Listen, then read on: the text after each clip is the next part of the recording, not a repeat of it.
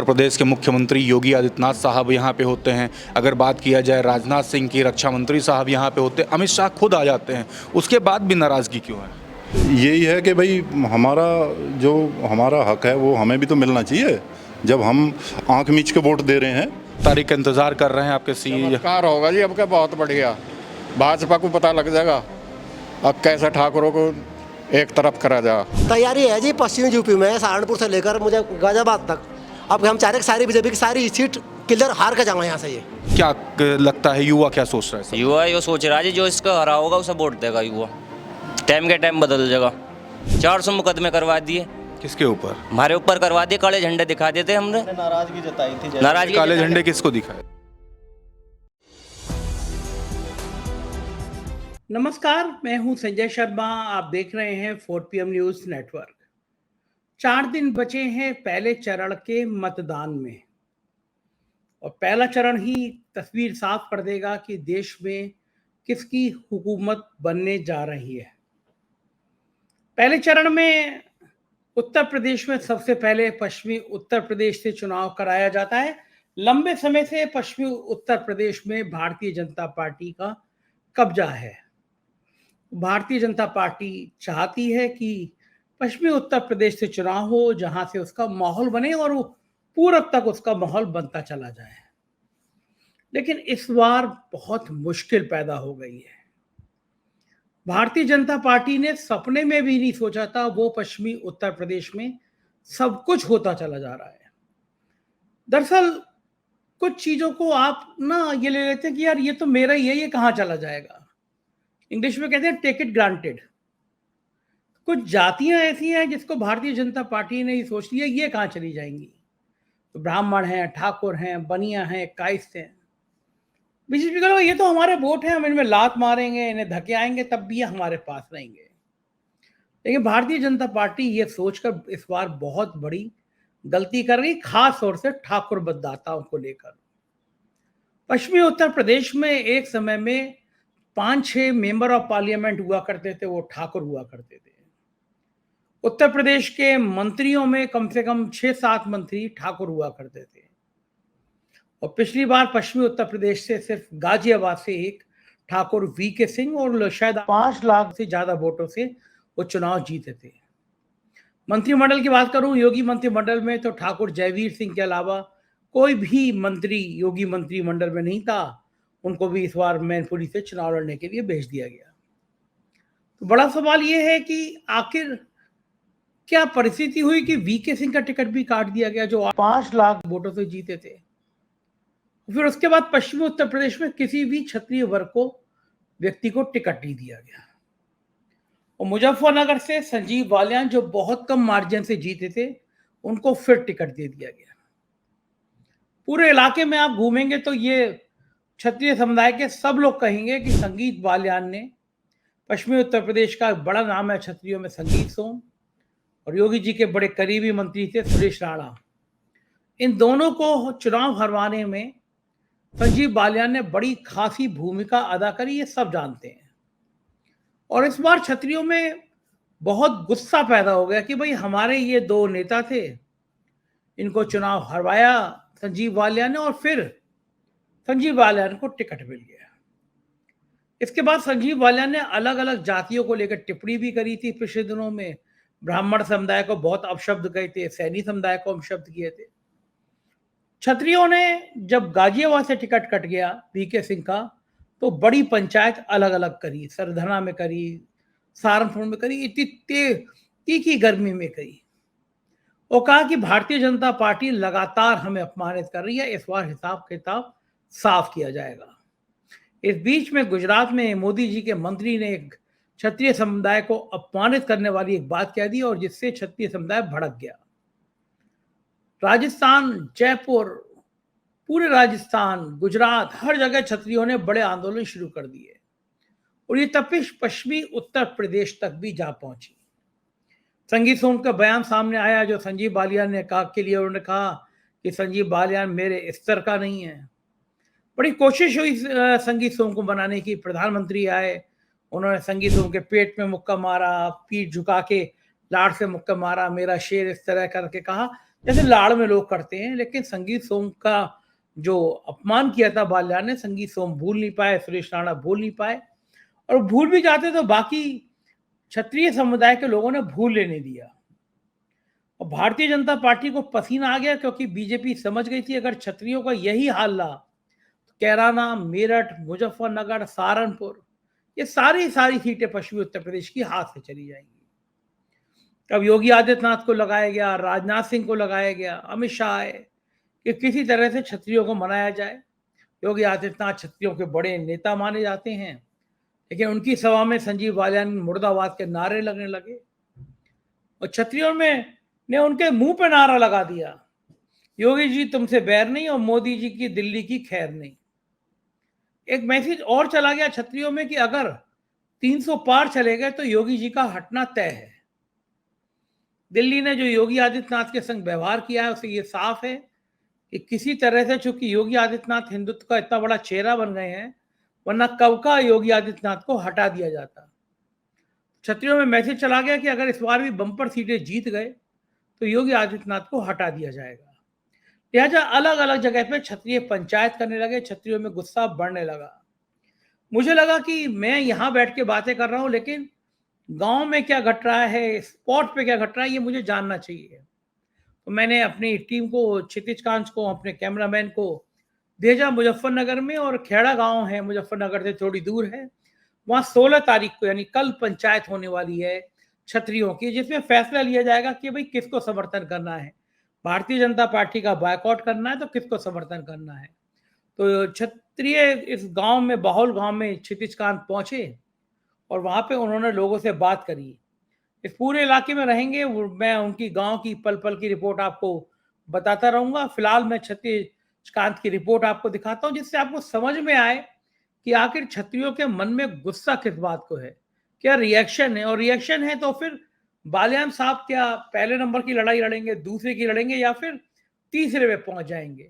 बड़ी संख्या में लोगों ने कहा कि बालियान तो केवल दूसरे नंबर पे आने की लड़ाई लड़ रहे हैं, चुनाव तो वो हार चुके हैं। अब चूंकि दिन इतने कम बचे हैं तो क्या होगा कहना बड़ा मुश्किल है। फिलहाल मैं आपको लिख सकता हूँ क्षितिज कांत के पास। उससे पहले रिक्वेस्ट है, चैनल को ज्वाइन कीजिएगा, सब्सक्राइब करिएगा।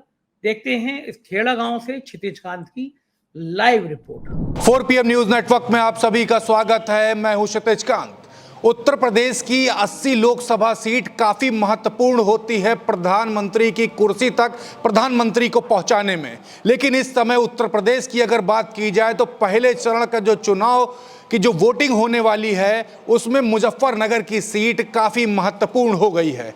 यहाँ की अगर बात की जाए तो एक लंबे समय से राजपूत समुदाय के लोग लगातार विरोध कर रहे हैं भारतीय जनता पार्टी का और भारतीय जनता पार्टी के शीर्ष नेतृत्व का। बात ये होती है कि यहाँ पर जो एक बात की जाती गन्ना बेल्ट की या फिर जाटलैंड की, यहाँ पर राजपूतों को जो सम्मान मिलना चाहिए था वो सम्मान नहीं मिला। ये बातें लगातार हो रही है। और दूसरी बात ये कि जो टिकट बंटने चाहिए तो वो टिकट क्यों नहीं दिए गए। जनरल VK सिंह का नाम आता है, उनका टिकट क्यों काटा गया, एक बड़ा प्रश्न चिन्ह है। और यहाँ पर जो टिकट जो दिया गया है बालियान साहब को, उसको लेकर के भी काफ़ी नाराज़गी है लोगों में।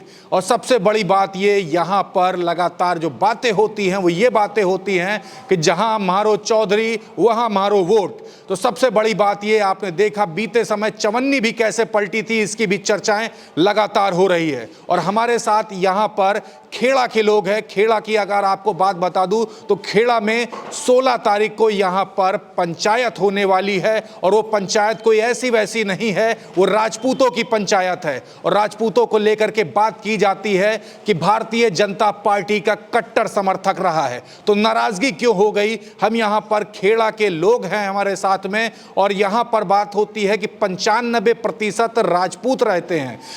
10,000 वोटर हैं और 10,000 वोटरों में 95% राजपूत। और ये जिस करोड़ बदलेंगे उसी तरफ मुजफ्फरनगर की सीट जाती है। तो क्या कुछ होने वाला है, इस पर चर्चा करेंगे। और हमारे साथ यहाँ पर युवा भी आप देख रहे हैं, यहाँ पे सीनियर्स भी आप देख रहे हैं। तो किस करोड़ बदलेगा 2024 का लोकसभा चुनाव और मुजफ्फरनगर की सीट किसके खेमे में जा रही है, इस पर चर्चा होगी। शुरुआत आपसे करेंगे। नाम आपका? ओमपाल सिंह। आप भी राजपूत हैं? हाँ जी, राजपूत। क्या माहौल चल रहा है? काफ़ी नाराज़ है मुजफ्फरनगर की जनता, ये तमाम सुर्खियां बटोर रहा है, क्या है मामला पूरा? मामला तो यही है कि राजपूत जो है शुरू से लेके हम तो जब से वोट डालना शुरू करा है आंख मीच के फूल पे वोट लगाते, मोहर लगाते रहे, भाजपा पे लगाते रहे। लेकिन जो प्रतिनिधित्व हमें मिलना चाहिए वो पहले तो थोड़ा बहुत मिलता भी था, अब तो बिल्कुल ही मतलब निल हो गया है।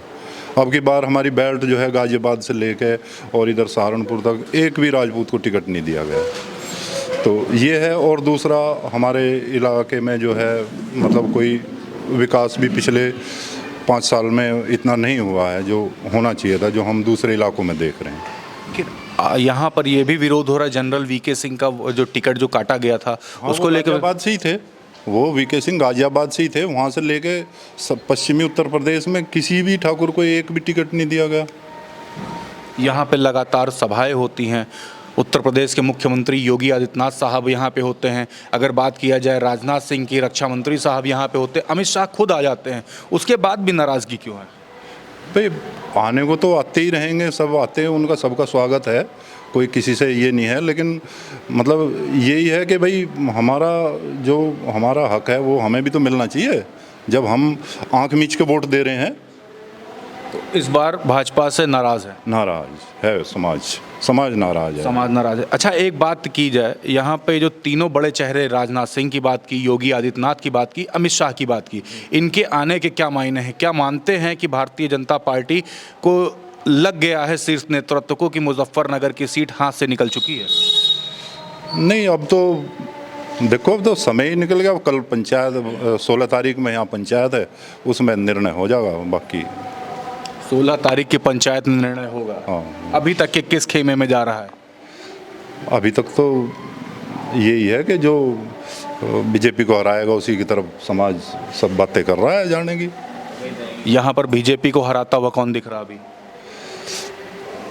अभी तक तो ऐसे ही चल रहा, बराबर चल रहा मामला। किसके बीच में? इसका बसपा का और समाजवादी पार्टी का बराबर से चल रहा है। देखो कौन किसकी तरफ होता है, और 16 तारीख में निर्णय हो जाएगा इस चीज़। 16 तारीख को निर्णय हो जाए, काफ़ी महत्वपूर्ण दिन है। आपसे भी दादा बात करूंगा, नाम आपका? प्रकाश है जी। प्रकाश जी, आप भी राजपूत हो? हाँ जी। क्या होने वाला है? 16 तारीख का इंतजार कर रहे हैं आपके चमत्कार होगा जी अब का, बहुत बढ़िया। भाजपा को पता लग जाएगा अब कैसे ठाकुरों को एक तरफ करा जा। अब क्या जो है पश्चिम उत्तर प्रदेश में 21 विधानसभा है, एक भी विधानसभा में तय बता दो किसी ठाकुर का नाम आया क्या? कुछ नहीं आया। 10 साल में बालियान जी आए यहाँ, एक व्यक्तिगत तौर पे एक आदमी के पास में आए, बाकी किसी के पास में नहीं आए। अच्छा, सड़कों का हाल देख लो, यहाँ जो मेन है ये भी हमारे विधायक जी ने बनवाई। अच्छा, एक छोटी सी सड़क थी उसको कई साल तक कह रहे वो नहीं बनवाई गई, उस पर स्कूल में कोई काम नहीं करवाया गया। वादे तो इतने कर रहे हैं, अब भी फित्ता काट के गए। बताओ, अब फित्ता काट गए। कल परसों छाँव नहीं बना दिया हमारा गांव। नो कहे मैं दबाव में लूँगा वोट, हम ना देने के दबाव में, बिल्कुल नहीं देने के। आपका गांव छावनी क्यों बनाया गया? वो नु कहा था मैं दबाव में लूँगा, डरा रहा था हमें। इतनी फोर्स थी, 2000 PSC और वो आर्मी लेकर आया यहाँ। बताओ, हम उसमें रहे दबाव में? बिल्कुल भी नहीं। बीजेपी का गांव, बीजेपी का गांव होते हुए इतनी फोर्स लगानी गांव में, ये अच्छा नहीं लगा गांव वाले को भी। इतनी फौज लगा दी हमारे गांव में। उस दिन आया था, अभी वही 15 दिन हो गए इस बात को शायद, तो जब से नाराजगी बढ़ गई थी। हम तो एक तरफा वोट करने वाले थे, एक तरफा वोट 2 बार दिए बादल को वोट, 2 के 2 बार फुल सपोर्ट वोट, पूरे गांव के वोट। एक भी काम गांव में कुछ भी काम 10 साल में नहीं किया बालिया ने, कुछ भी। लेकिन आपने सपोर्ट किया पूरा 10 साल बराबर सपोर्ट किया जी। आप भी राजपूत हो? हाँ जी, हम भी राजपूत। नाम क्या लिखते हो? नाम सोनू है जी मेरा। सोनू जी, एक बात और होती है मुजफ्फरनगर में, मैं चौराहों पर बैठा, चाय की दुकानों पर बैठा, वहाँ ये बातें कर रहे हैं कि जो सूबे के मुख्यमंत्री योगी आदित्यनाथ हैं उनकी ताकत कम करना चाहते हैं प्रधानमंत्री नरेंद्र मोदी और अमित शाह। इस तरीके की बातें हो रही, क्या वाकई में इस तरीके से लगता है आपको? हाँ जी, लगा तो हमें ऐसा ही, ऐसा हो सकता है। जब बड़े बड़े नेता जो हमारे बीजेपी के थे, संगीत सोम था, उधर सुरेश राणा था, वे हटा के तला बैठा दिए, वीके सिंह था। अब कुछ दिन बाद क्या पता लगा ये हमारे से योगी को उतार के फेंक दे। तो आपने इस चीज़ की क्या क्या तैयारी की है? तैयारी है जी, पश्चिमी यूपी में सहारनपुर से लेकर मुझे गाजियाबाद तक। अब हम चाह रहे हैं कि सारी बीजेपी की सारी सीट क्लियर हार कर जाऊँगा यहाँ से ये। तो आप लोगों ने पूरे इस तरीके इस पूरी बेल्ट में तैयारी कर रहे हैं? हाँ जी, अभी दनौत्ता में पंचायत हुई थी बहुत बड़ी, ससोली में भी होली इधर, अब खेड़ा में भी है लास्ट वाली ये। ताकत तो पूरी लगाएंगे जी हम राजपूत समाज जी। पूरी ताकत लगाएंगे। आपको बता दें 19 तारीख को वोटिंग होनी है और 17 तारीख को प्रचार प्रसार खत्म हो जाएगा और 16 तारीख काफ़ी महत्वपूर्ण है। 16 तारीख को ही यहाँ पे एक बड़ी पंचायत होनी है। कुछ युवा भी हैं हमारे साथ, इनके पास ही बैठते हैं। आपसे मैं समझने का प्रयास करूँगा, युवाओं के बीच में लगातार जा रहे होंगे, वहाँ पे माहौल क्या बन रहा है? ये जो राजपूतों की जो लगातार जो बैठकें जो हो रही हैं, जो सभाएँ हो रही हैं, आप भी राजपूत हो गए? जी, अजय सोम नाम है मेरा। क्या लगता है युवा क्या सोच रहा है सब? युवा ये सोच रहा है जी, जो इसका हरा होगा उसे वोट देगा युवा। टाइम के टाइम बदल जाएगा। बदलना चाहते हो आप? जी, इससे जो भी हराने का सोचेगा हरा होगा, मतलब जो मार्जिन तक हरा होगा उसे वोट करेगा युवा। तो नाराजगी आप लोगों में क्या? तो सीनियर से वो लोग पॉलिटिक्स समझते हैं। जी, आप लोग भर्ती करवाई थी मुजफ्फरनगर में, पक्षपात करा जी, जाट बरादरी के लड़के आगे बैठाए जी, गंजे करवा करवा के कम उम्र के दिखवाए जी। अब मैं डाल का बहिष्कार करा जी उन्होंने। जो भर्ती हुए वो भी मतलब जिन्हें रेस मारी वो भी निकाल दिए। कपसाड़ गांव का एक हमारा भाई था, 24 गांव में लगाए जी, वो सुसाइड किया उसने आके, फिजिकल करने के बाद वो आउट किया।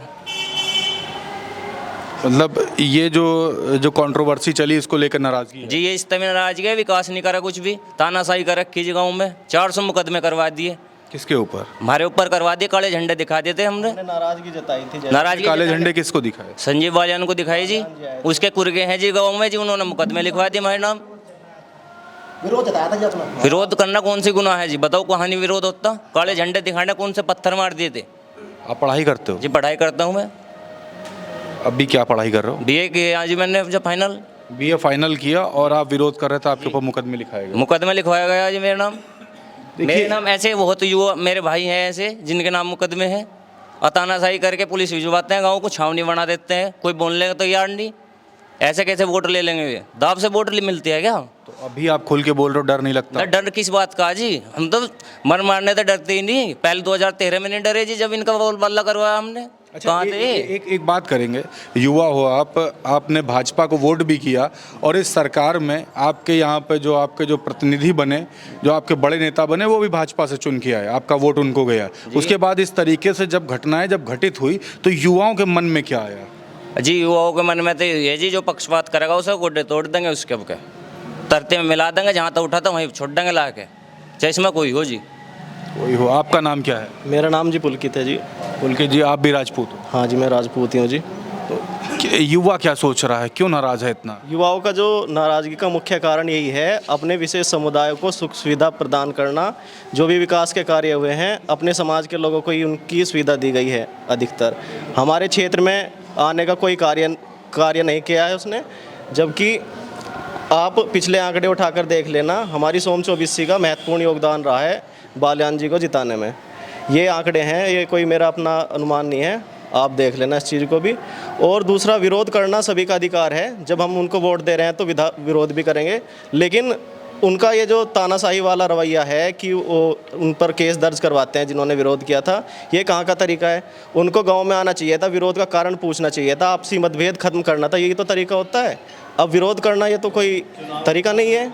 अच्छा, एक बात और, क्या ये जो राजपूतों की लगातार जो बैठकें हो रही हैं, एक तरीके से बात ही बाहर भी होती है, मैं बाहर से आया हूँ, ये जो संगठनात्मक तरीके से आप लोग वर्क करते हैं, जिस तरीके से राजपूत एक जगह पे प्रताड़ित होता है, उस तरीके से हर जगह उस मुद्दे को उठाया जाता है, एक साथ सपोर्ट करता है, पूरे देश भर में सपोर्ट करेगा। तो क्या इस बार अगर आप लोगों ने मुजफ्फरनगर में विरोध किया तो क्या ये देश भर में विरोध होने वाला? जी, ये पूरे देश में, ये चिंगारी यहाँ से शुरुआत हुई थी, ये पूरे देश में फैल चुकी है। जैसा कि आप देख भी रहे होंगे, जगह जगह से खबरें आ रही हैं। गुजरात को देख लो आप, मध्य प्रदेश में देख लो, राजस्थान में देख लो, आपने देखा ही होगा। ये जो तानाशाही वाला रवैया है, हालांकि राजपूत समाज हमेशा से बीजेपी के साथ ही रहा है, लेकिन इस तरह से उनको एक तरफा उठा के रख देना, उनका ना कोई किसी को टिकट ना देना, काटना चारों तरफ से, इसका खामियाजा तो उन्हें भुगतना पड़ेगा ही। क्या इस बार कोई भी तरीका हो सकता है कि आप लोग भाजपा में इसको सपोर्ट कर सकते हो आखिरी तक? नहीं, अब तो फिलहाल तो कोई तरीका नहीं बचा जी, अब सारे रास्ते उन्होंने बंद कर चुके हैं, अब कुछ नहीं हो सकता। भाजपा को नहीं करना चाहिए कि सही जाओ, फिर भाजपा को ही नहीं करने के चारों तरफ रैली हो रही है, राजनाथ सिंह को भी भेजा जा रहा है, जो भी क्षत्रिय समाज के नेता हैं, उच्च स्थान है जिनका पार्टी में, उनको भेजा जा रहा है जिससे कि वो राजपूत समाज को मना सकें। लेकिन अब बात हाथ से निकल चुकी है जी, अब कोई इसका समाधान नहीं है। शेर है जी, ये क्या कुछ बोल रहे हैं अब जा, ये तो जैसे ये कहेंगे वैसे बोल लेंगे राजनाथ सिंह। ये पहले कहाँ थे जी? ये जब टिकट बट रहे थे जब भी तो यहीं थे, कहीं दूर था थोड़ी ला रखे, दिल्ली बैठे हैं सारे इकट्ठे। देखिए, बात हो रही है कि अब तीर हाथ से निकल चुकी है, देरी हो चुकी है। हमारे साथ यहाँ पे कुछ लोग और भी बैठे हैं, इनसे भी बात करते हैं और समझते हैं पूरे माहौल को। नाम आपका? राकेश कुमार। आप भी राजपूत हो? जी। युवा यहाँ पे काफ़ी नाराज़ हैं। शुरुआत होती है, मैं बात करता हूँ, अमित शाह के बारे में बात होती, योगी जी के बारे में बात होती, सब यहाँ पे आ गए आपके मुजफ्फरनगर में, फिर भी मान क्यों नहीं रहे आप लोग? नहीं, मानने की इसमें कोई बात ऐसी है नहीं, क्योंकि केंद्र के द्वारा जो भाजपा का शीर्ष नेतृत्व है, उसके द्वारा हम राजपूतों का जो प्रतिनिधित्व है वो लगभग शून्य कर दिया गया है। और जब हमारा प्रतिनिधित्व शून्य कर दिया गया है तो उसका तो विरोध करना ही, हमें अपना हक तो मांगना ही है। और हक मांगने के लिए लोकतंत्र में क्या है, सबसे मजबूत चीज़ वोट है, तो वोट की चोट देंगे उनको, तभी तो हमारा हक मिलेगा। मुजफ्फरनगर में एक बात सुनी है मैंने, जहाँ मारो चौधरी वहाँ हमारो वोट। तो चौधरी साहब आपके जो बड़े चौधरी आरएलडी के जो मुखिया रहे हैं, वो तो एनडीए गठबंधन में जा चुके हैं, तो अब क्यों नहीं जा रहे हो आप लोग? नहीं, हम अपना प्रतिनिधित्व मानते हैं ना, हमारा प्रतिनिधित्व लगभग शून्य कर दिया है राजनीति में। भाजपा जो वो है शीर्ष नेतृत्व, उसने हमारा प्रतिनिधित्व लगभग शून्य कर दिया है। और अपना हक मांगने के लिए हम ये विरोध कर रहे हैं। हमारा किसी व्यक्ति विशेष से विरोध नहीं है, हमारा विरोध है भाजपा से। भाजपा ने हमारा जो प्रतिनिधित्व है वो लगभग शून्य कर दिया है। क्या मानते हैं, उत्तर प्रदेश की बात की जाए, देश भर में बात की जाए, जो राजपूत की एक ताकत, जो पावर मानी जाती है, उसको क्षीण करने की यानी शून्य करने का प्रयास कर रही है भारतीय जनता पार्टी? जी बिल्कुल बिल्कुल, प्रयास किया जा रहा है, लगातार प्रयास किया जा रहा है।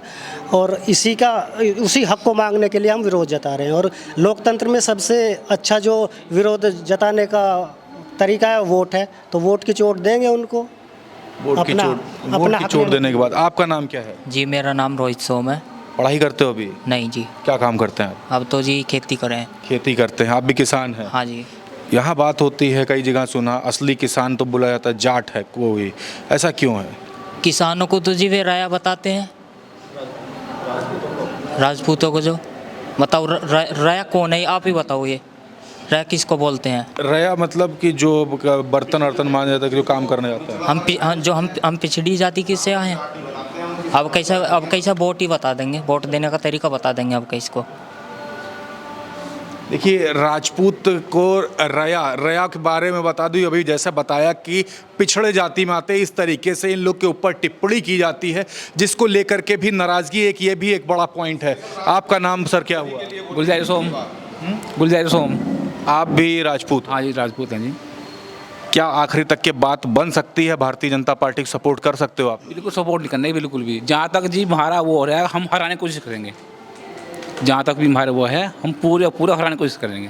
ये बात से मुजफ्फरनगर में रहेगी या पूरे देश में? पूरे देश में फैलेगी जी। जहाँ तक भी हमारी कोशिश रहेगी, हराने की कोशिश करेंगे। अब चुनाव यहाँ है, फिर हम वहाँ भी जाएंगे जहाँ सीख है 26 तारीख में। हाँ जी। आपका सर नाम? अंकित सोम। क्या चल रहा माहौल? अब तो क्लियर हो चुका है कि राजपूत तो सपोर्ट नहीं कर रहे हैं। आप भी राजपूत हो? जी सर, राजपूत है। तो इस बार माहौल सब पलट चुका है। माहौल बीजेपी के जो नए अंतर्घाती प्रत्याशी हैं वो ही बीजेपी को गिराने का काम कर रहे हैं। इसलिए उनके जो नए बोल हैं, अभी गुजरात में पुरुषोत्तम रूपाला जी को देख लो, उन्होंने हमारी राजपूत महिलाओं के खिलाफ आपत्तिजनक टिप्पणी की है। वो एक हमारे लिए सबसे बड़ा विशेष कारण है। और हमारे यहाँ पे भी जो मुजफ्फरनगर हुए, अलग अलग जगह पर इनके बीजेपी के जो प्रत्याशी हुए हैं, उनके ऐसे बयान कि चुनाव आने के बाद हम सबको देख लेंगे, आकलन होगा, समीक्षा की जाएगी। तो एक ये तानाशाही, ये डराने की जो इनकी राजनीति है, क्या राजपूत समाज कहीं टोकरे में बैठा है क्या, या हाथ बंधे हुए हैं? जिस राजपूत समाज ने 100% हर बूथ पे उसको बीजेपी को जिताने का काम किया है, आज उस राजपूत को बीजेपी ने नीचा दिखाने का काम किया है। इसलिए हम बीजेपी को बायकॉट बीजेपी करते हैं। क्या उस पुरुषोत्तम रूपाला का टिकट नहीं काट सकती थी बीजेपी? क्या जहां से बीजेपी से जो प्रत्याशी उठे हुए हैं उनसे जनता की नाराजगी बीजेपी को अभी दिखाई दी है? आला कमान को वो टिकट काट के किसी अन्य जाति को भी दे सकती थी, लेकिन जिस प्रत्याशी से नाराजगी थी उसको क्यों नहीं हटाया गया? क्या आज ही बीजेपी को ये राजपूत समाज दिखाई दिया है कि यहाँ पे जो शीर्ष नेता हैं राजपूत समाज के उनको भेजा जा रहा है, जैसे राजनाथ सिंह जी हुए, योगी जी हुए? तो देखो अब बात हाथ से निकल चुकी है। अब तो जो 16 तारीख को हमारी महापंचायत सोम 24 में होने जा रही है, वो जो निर्णय होगा वो सर्वमान्य होगा। देखिए, सबसे बड़ी बात अभी तक के ये भी होती रही है कि राजपूत समुदाय एक ऐसा समुदाय रहा है जो कट्टर समर्थक भारतीय जनता पार्टी का रहा है, और दूसरी बात ये भी है कि बूथ स्तर तक के राजपूत समाज ने बिल्कुल कट्टरता से, बिल्कुल मजबूती से भारतीय जनता पार्टी के साथ दिया, कभी गद्दारी नहीं की। और इस बार काफ़ी नाराज़गी है राजपूत समुदाय में। आप लोगों से भी बात करूंगा। नाम क्या लिखते हो आप? गौतम शर्मा। गौतम शर्मा जी, इस बार माहौल क्या देख रहे हैं और क्यों राजपूत समाज क्यों भारतीय जनता पार्टी से दूर अब भाग रहा है, क्या वजह रहती है? सर, राजपूत नहीं, ब्राह्मण समाज भी उससे दूर भाग रहा है इस टाइम, क्योंकि सर वो उसने जो बयान था ना उनका, राया कौम, जबकि आप इतिहास उठाओगे तो इतिहास में आप देखेंगे तो जो ज़मीन है उनके पास में, जाटों के पास जो ज़मीन है वो हमारी दी हुई है, त्यागी ब्राह्मण और ठाकुर, और आज ही हमें ही राया बता रहे हैं। और सर ब्राह्मणों के खिलाफ भी उनकी बहुत गलत बयानबाजी है, मैं आपको बता भी नहीं सकता, इतनी गलत बयानबाजी है उसकी। तो इसलिए ब्राह्मण भी सर ठाकुरों के साथ है और पहले से साथ रहा है हमेशा, आपके भी साथ है सर। इस बार खुल करके ब्राह्मण और राजपूत भाजपा का विरोध करेंगे सर, खुलकर पूरे देश भर में? सर पूरे देश भर में। आपका सरनाम? मुदित सोम। इस बार आप भी भाजपा को सपोर्ट नहीं करने वाले? भाजपा तो गायब हो लीजिए, पश्चिमी उत्तर प्रदेश से गायब हो चुकी है। मोदी जी और अमित शाह जी को उनकी कुर्सी हल चुकी है। गाजियाबाद, सहारनपुर, मुजफ्फरनगर, कैराना और तुम्हारा मेरठ में बताओ कहाँ से फिल्म इंडस्ट्री उठा कर यहाँ पे उनको लेकर आए। वो क्या 5 साल उनको जनता के बारे में क्या पता है? उनको यहाँ से उठा के टिकट दे दिया। क्या वो जनता के बारे में जानते हैं कि जनता को किस चीज़ की प्रॉब्लम है, कहाँ किस गांव में किस चीज़ की प्रॉब्लम है, कहाँ पानी की प्रॉब्लम है, कहाँ किसान की प्रॉब्लम है? क्या जानते हैं? उनसे क्वेश्चन किया गया, आपने देखा होगा सोशल मीडिया में, उनसे क्वेश्चन किया गया कि क्या आप चुनाव के बाद में यहाँ रहेंगे? तो उनके जवाब आते हैं कि ये तो समय बताएगा, ये समय बताएगा। जो कैंडिडेट चुनाव जीतने से पहले अपने स्टार प्रचारक में ये बोल रहा है कि ये चुनाव के बाद पता लगेगा मैं यहाँ रहूँगा या नहीं रहूँगा, क्या भाजपा को ऐसे कैंडिडेट लाने की ज़रूरत थी? यहाँ पर भाजपा को कैंडिडेट वो लाना चाहिए था जो समाज के बीच में हो, जो गांव की समस्या जानता हो, जो किसान की समस्या जानता हो, जो किसान की सुनता हो, आप जो युवा की सुनता हो। हमारे शीर्ष नेताओं के जो सब यहाँ से हटा दिए गए, क्यों इनको ये दिख नहीं रहा है? पश्चिमी उत्तर प्रदेश में 1 सीट दी मुरादाबाद, इनको पता है चुनाव हारेगा वहाँ, वो 100% सीट चुनाव हार रही है। वो मुस्लिम बहुल क्षेत्र है, वहाँ पे 50% मुस्लिम वोटर हैं, वहाँ पे सीट पे चुनाव लड़वा रहे हैं। अब 1 सीट बाद में अभी गवर्नर बनाए हैं, क्यों बनाए हैं भाई? जो आदमी 5 लाख वोट से चुनाव जीत के आया है, अब आप उनको उनका टिकट काट के तुम उन्हें जम्मू कश्मीर भेज रहे हो, उनको तो खून की खाट पे सुलगा दिया आपने ले जाके। क्यों? अमित शाह और मोदी जी को ये देखना चाहिए कि पश्चिमी उत्तर प्रदेश, यहाँ सिर्फ जाट ही नहीं रहते, यहाँ त्यागी समाज है, राजपूत समाज है, ब्राह्मण समाज है, कश्यप है, सैनी समाज है। क्या बस ये जाट लैंड रह गया? मुजफ्फरनगर सीट पे बराबर के जाट हैं, बराबर के राजपूत हैं। वहाँ अमित शाह जी ने रैली करी है शाहपुर में, वहाँ बोल के गए, क्यों जाट लैंड वालों कहाँ गई तुम्हारी आवाज़? अरे जाट लैंड वाले आवाज़ कहाँ से निकाल लेंगे? आवाज़ तो बंद कर दी राजपूतों ने तुम्हारी। और राजपूत समाज नहीं, सैनी समाज, ब्राह्मण समाज, त्यागी समाज, हर एक वोटर आज भाजपा के बायकॉट के उस पीछे लगा हुआ है। और हम इस चीज़ को पूर्णतः साबित कर देंगे 19 तारीख में। बाल्यान जी को ये बता देंगे, अभी कल परसों का बाल्यान जी के भाई का ये है वर्ड है कि चुनाव के बाद हर आदमी को देखेंगे। क्या देखोगे आप? जेल में डलवाओगे। राजपूत समाज ने इस देश के लिए बहुत पुराना इतिहास है हमारा, इतिहास के पन्नों में से इतिहास काट दिया, इतिहास खत्म हो जाएगा। बाल्यान जी को क्या पता इस चीज़ का? वो कल परसों हरियाणा में जॉब करते थे, यहाँ आकर चुनाव लड़ लिया मोदी लहर में। अरे चुनाव लड़ना था ना जब केंद्र में सरकार नहीं थी, उत्तर प्रदेश में सरकार नहीं थी, जब चुनाव लड़ते, जब बताते ना, जब भाजपा का कोई झंडा थामने वाला नहीं था ना, राजपूत समाज ने जब यहाँ से भाजपा को खड़ा किया था और ये चिंगारी यहाँ से उठी थी, भाजपा से यहाँ पे मजबूत हुई और भाजपा यहीं से ही खत्म करेंगे। भाजपा जब मुजफ्फरनगर से मजबूत हुई और मुजफ्फरनगर से ही ख़त्म करेंगे, आखिरी में आपने सुन लिया है। मैं शुरुआत आपसे किया था, आपके पास फिर से आऊँगा।